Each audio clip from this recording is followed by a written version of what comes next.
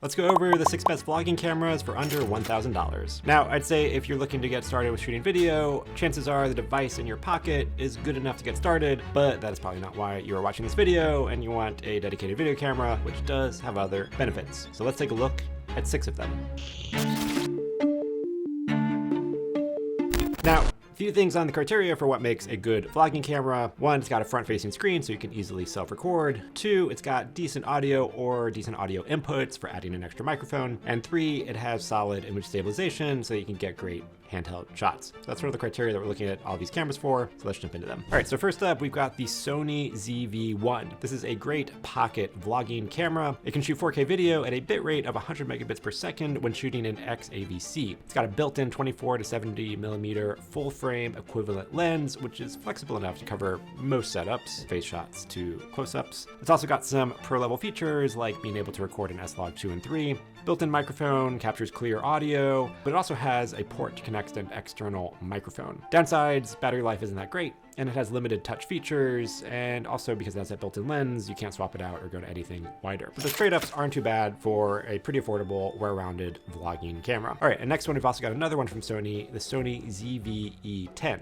Now, unlike the ZV-1, this camera has interchangeable lenses, so you have a whole bunch of options available to swap out your lenses and have different focal lengths. It has an APS-C sensor, which can record 4K video up to 30 frames per second. It also has awesome autofocus and a bright front-facing LCD screen. Microphone records solid audio, but you also have ports for connecting an external microphone, and you can also connect a headphone for monitoring your audio. With the USB port, you can also connect this to your computer and use it as a webcam. Now, some of the downsides, it doesn't have in-camera image stabilization. It uses digital stabilization, and if you use that, you're going to crop some of your footage, so you're not going to get as wide as the sensor is capable of capturing. Also, the battery drains pretty quickly, and in-camera charging is slow, so you're going to have to make sure you have plenty of batteries if you go with this camera. But great video quality, great autofocus, and the option of interchangeable lenses. This is a great vlogging camera that is well under $1,000. Next, we have the Canon PowerShot G7X Mark III. This is a solid pocket camera that shoots both video and stills. It's got a 1-inch sensor, so it's not going to be as big as the APS-C sensors that we just talked about on the Sony cameras. This Canon also has a fixed lens, but it's flexible and bright enough to cover most recording scenarios. It has a tilting LCD screen that pops over the top, so you can see yourself while recording. It's got a mic input, but no hot shoe mount, so a little bit difficult if you want to mount an external microphone onto the camera. You'll need to get another rig or something to attach it. Also, some of the other downsides, it can record 4K video, but not in all of the image profile modes. Also, the autofocus system is good, but a little bit dated compared to other cameras and other systems out there, and it tends to overexpose some of the footage, so you have to compensate when you're setting your exposure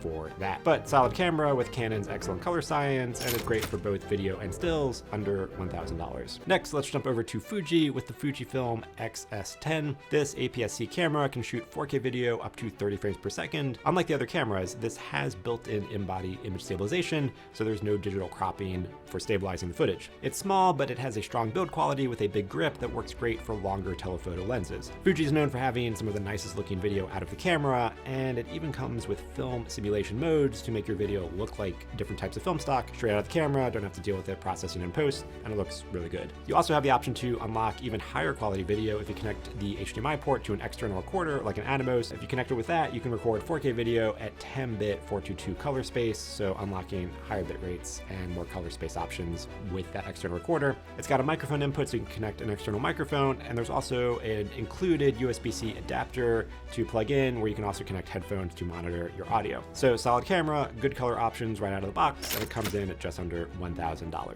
right, next up we have some less traditional cameras. First up we have the DJI Pocket 2. This one is a handheld camera with a built-in stabilizer. So you're gonna get some of the smoothest footage out of all the cameras we've mentioned because it's literally a stabilizer. Now it can record 4K video at up to 60 frames per second, but it has a much smaller sensor than any of the other cameras we've talked about. The handle has a mini control stick with zoom capabilities, so you can control the entire rig without moving your hands. It has a live view screen, so you can preview yourself and make sure you stay in frame, but it's gonna be a much smaller screen than you might see on a regular camera. However, there is a way you can connect your phone to it and use your phone as a monitor. It's got fixed exposure and fixed focal length, so when you're actually doing the zoom, you're doing a digital zoom, which means you're just taking your image and making it bigger, so you lose quality and it gets a little bit pixelated when you zoom in. It has 4 built-in mics, so you'll get decent audio quality, but there's no option for connecting an external microphone. So it's got some limitations, but if you want super stable footage, run and gun style, very portable, it's a really good option for less than $400.